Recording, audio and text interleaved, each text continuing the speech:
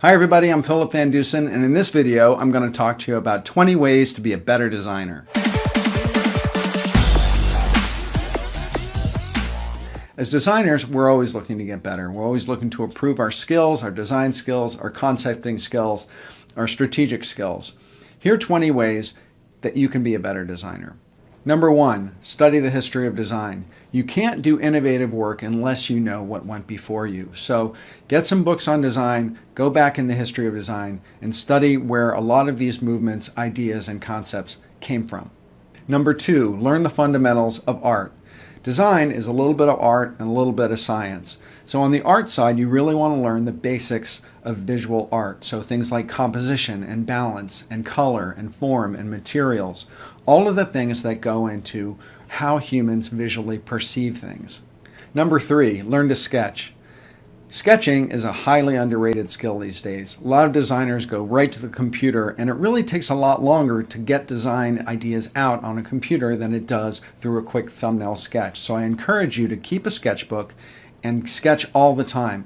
Particularly when you're concepting a design, you can bang through a lot of ideas very quickly. Number 4, go to school. Go to an accredited art school if you can afford it. If you can't, go to a community college. Go and take courses online. Things are all the way from free to just a few $100. There's no excuse for not getting educated in design.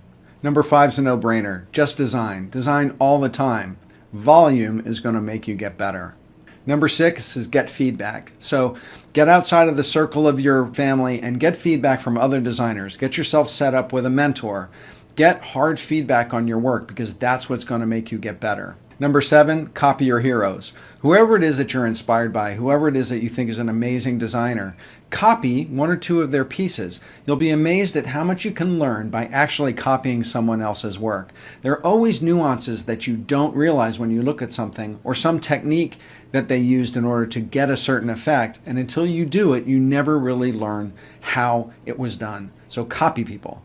Number 8 is stay inspired. So gather inspiration voraciously. Gather inspiration like a religion. Carry a sketchbook with you. Tear things out of magazines. Put them in that sketchbook. Take pictures with your phone.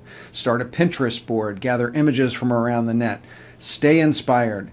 Gather inspiration. Because when you need inspiration, you'll always have that to go to. Number 9 is think conceptually.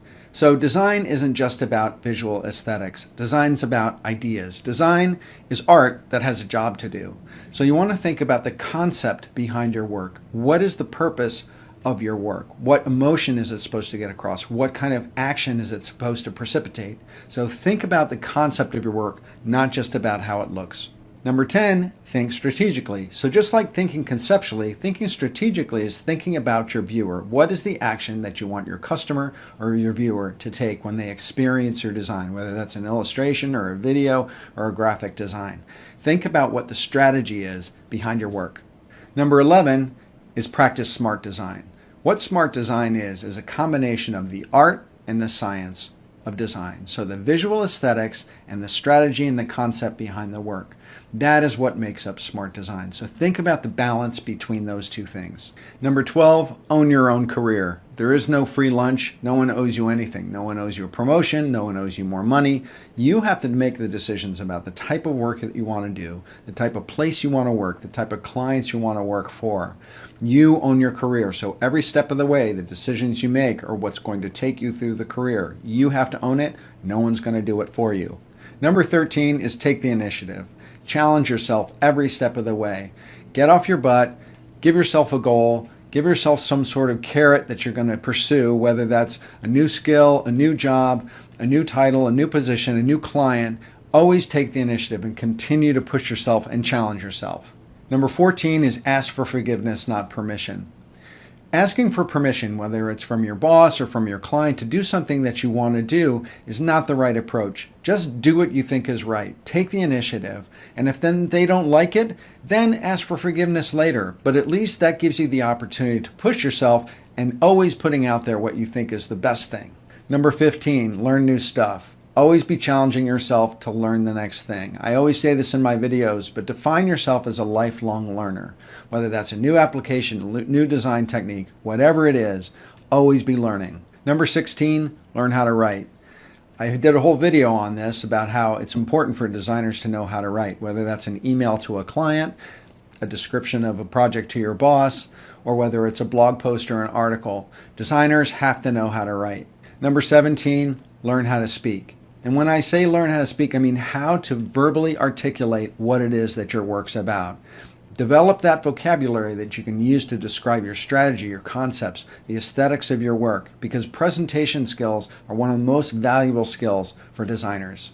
Number 18, learn how to listen. Knowing how to accept constructive criticism of your work is one of the hardest, but also one of the most valuable things that you can learn and do in your career to become a better designer, because that's going to enable you to hear how to improve your work, how people are perceiving your work. So learn how to listen, learn how to take criticism. Number 19, feed energy, don't suck it. Wherever you are, whatever you do, bring a positive energy to that interaction, whether it's an interaction with a client, with a coworker, with someone you met at a conference. Instead of living in negativity or living in the problem, always live in the solution. Always feed energy, don't suck it. And finally, number 20 is my mantra, go beyond the brief. So always over-deliver, whether that's over-delivering in quality or quantity or interaction or communication. Always go beyond the brief. Deliver the brief, but always take it a step further, because that's what's going to differentiate you from all the other designers in the world. So that's it. I hope you enjoyed this video on 20 ways you can be a better designer. Hit subscribe.